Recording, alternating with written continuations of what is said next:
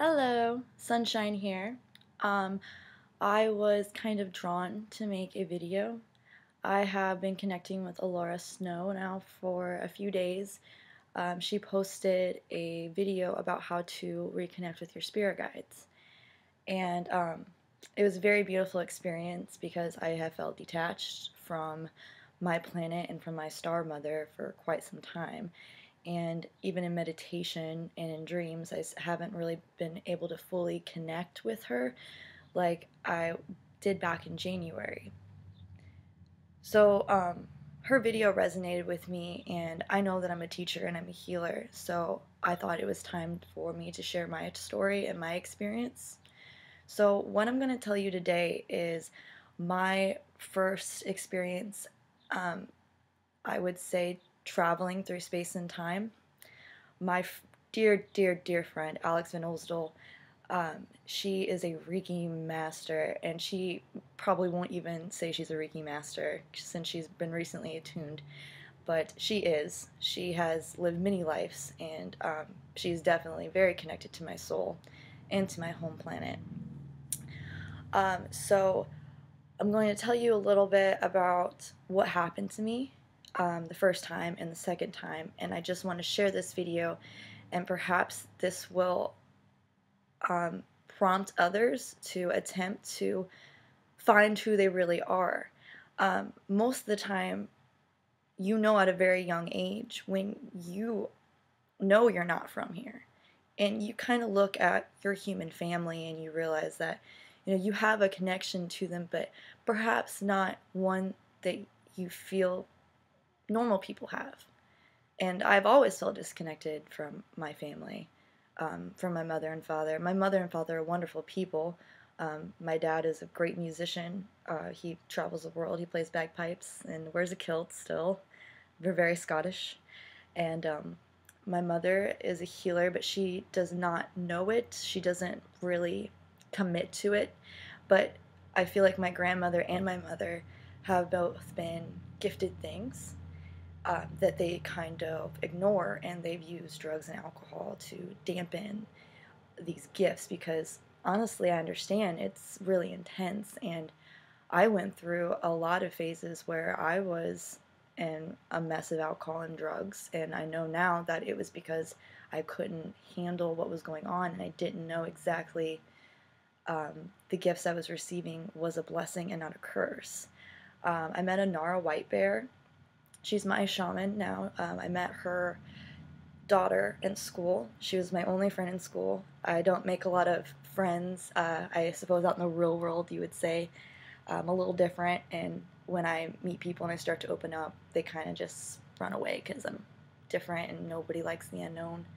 But Anara really blew open my chakras and blew up my pineal gland, and I was able to really understand the gifts that I possess and the reason that I'm here.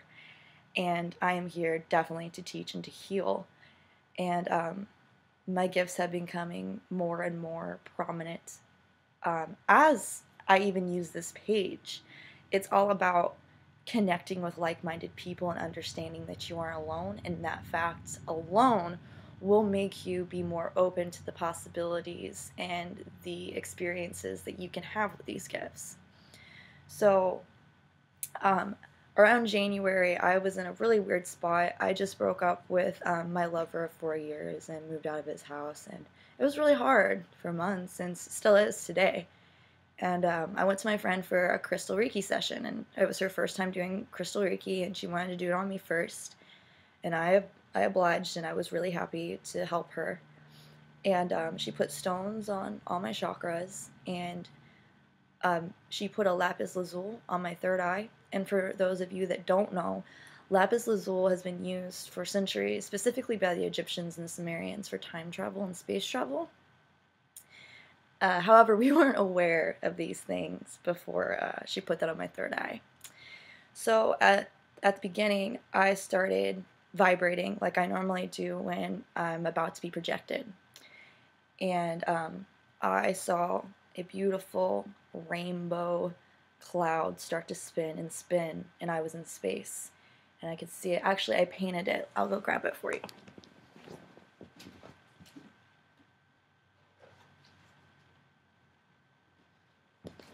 So here's kind of what I saw um, as I was going into what I would call a stargate.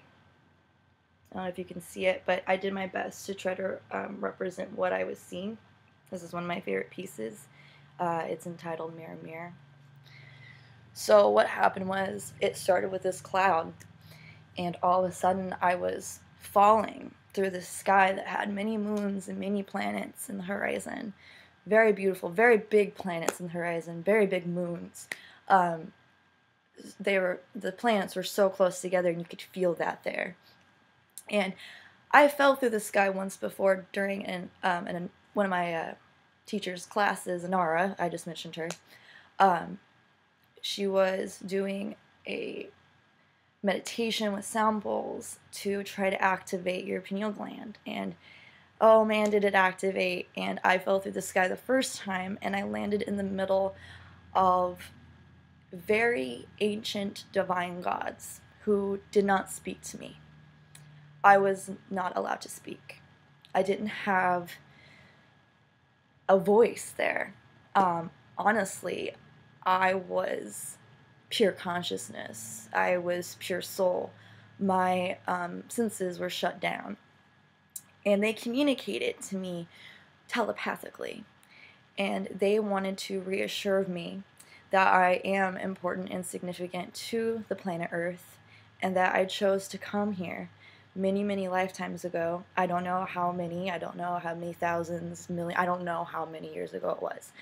But they told me that I was sent here, and I chose to be sent here to help clear out negative energies, to help clear chakras, and to help people align back into their energy.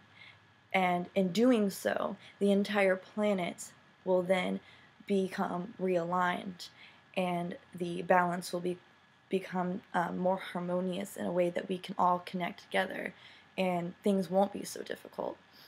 And I am feeling that the little work that I have done since I realized that I have this gift and it was affirmed to me, that I can feel the energy changing every day. Sometimes I get shifts by the hour.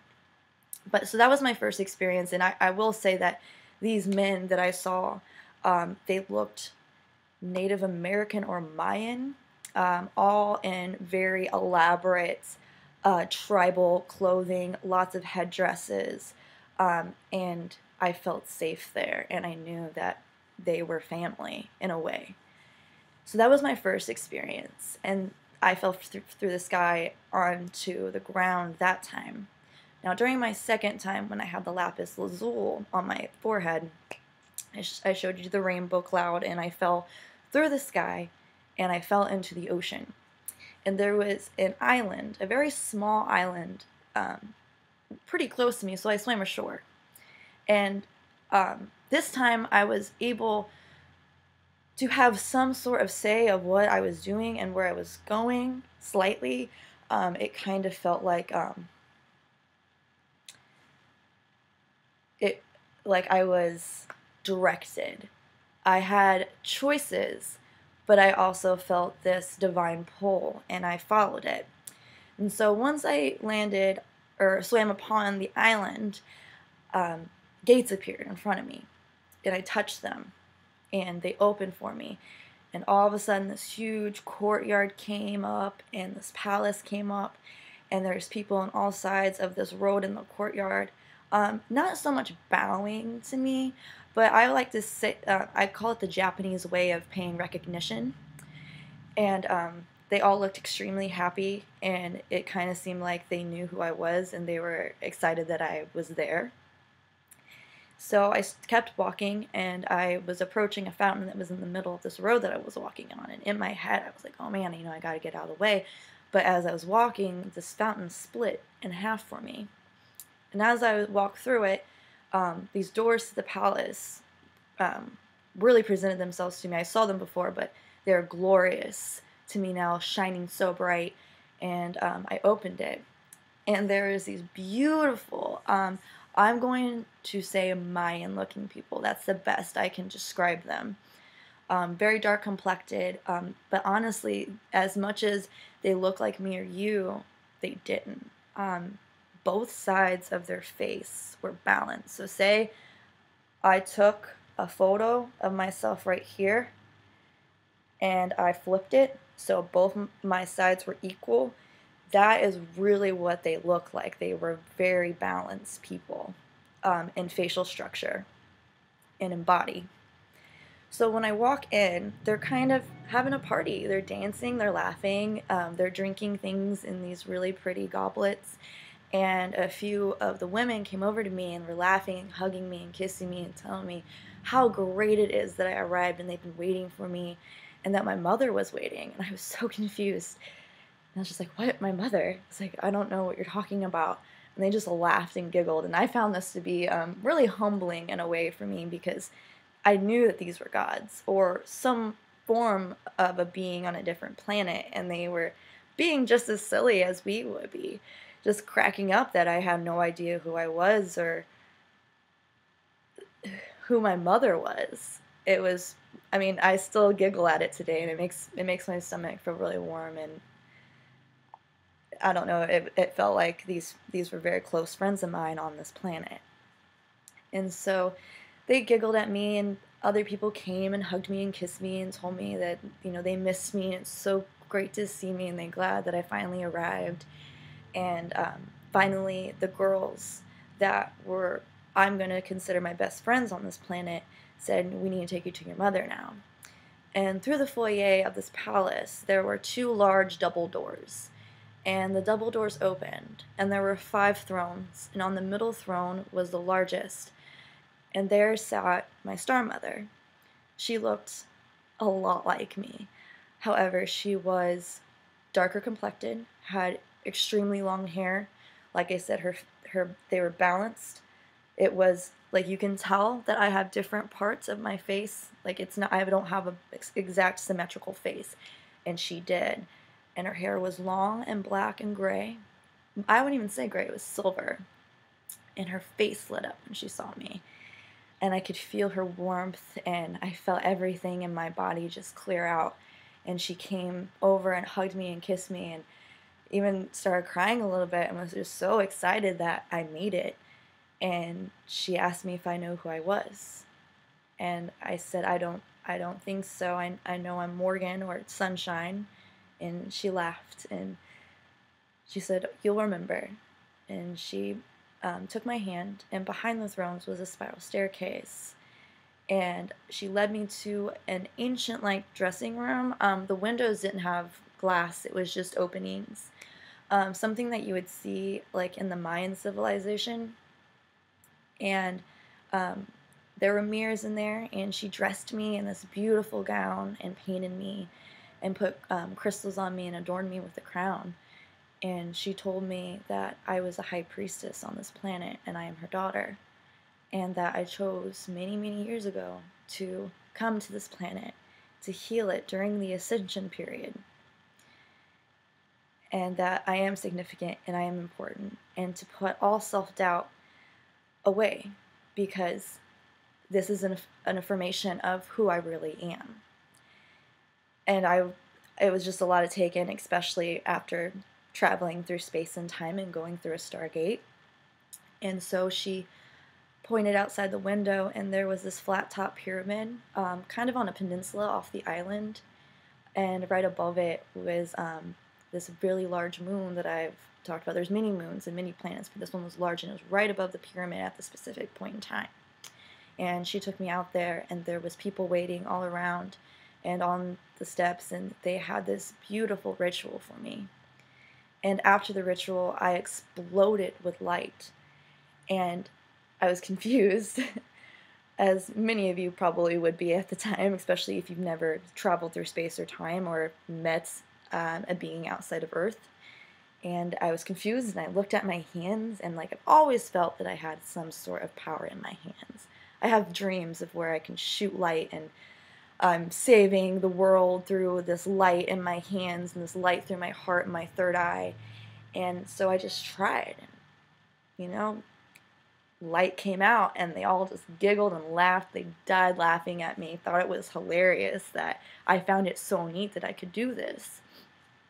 And basically everybody was telling me their goodbyes at this point, and I got really upset, and I was just like, I don't want to go. Like, this is my home, and I know it. I've never felt so at home in my entire life, and I don't want to go back.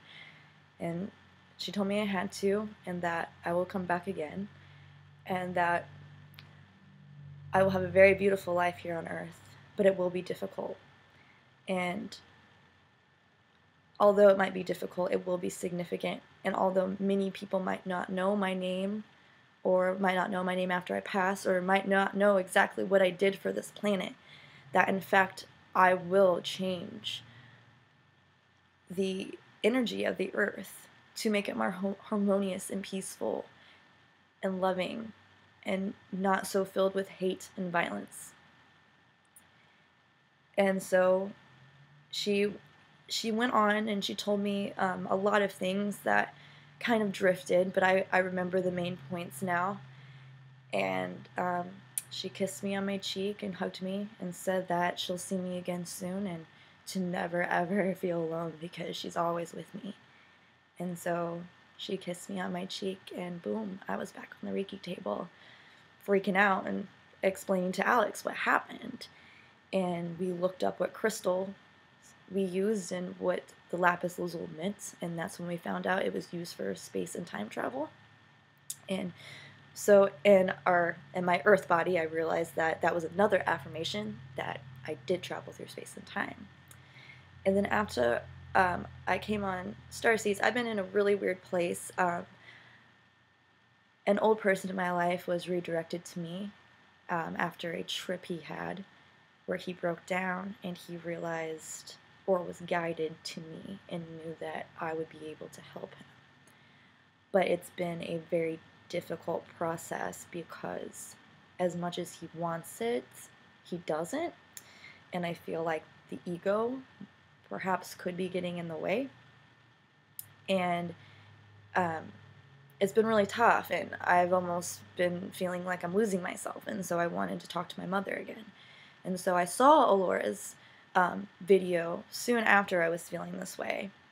And I did the meditation that she posted, and I was in a valley at some point on Earth, and this beautiful bridge that was glowing with golden white light appeared, and it took me a long time to cross it. There was a lot of energy there, and it took a lot to get across.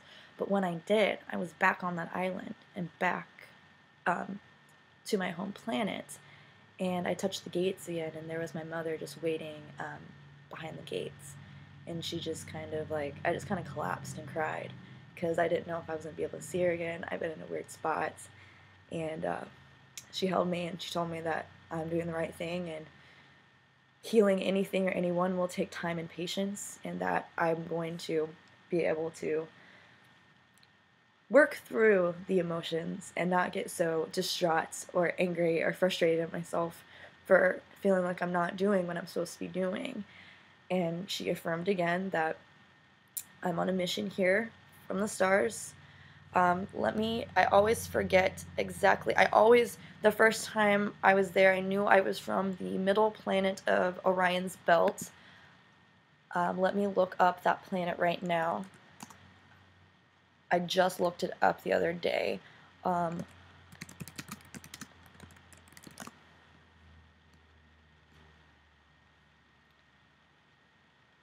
Okay, so I am from the middle planet. Of course, I'm not going to be able to find it as I'm doing this video.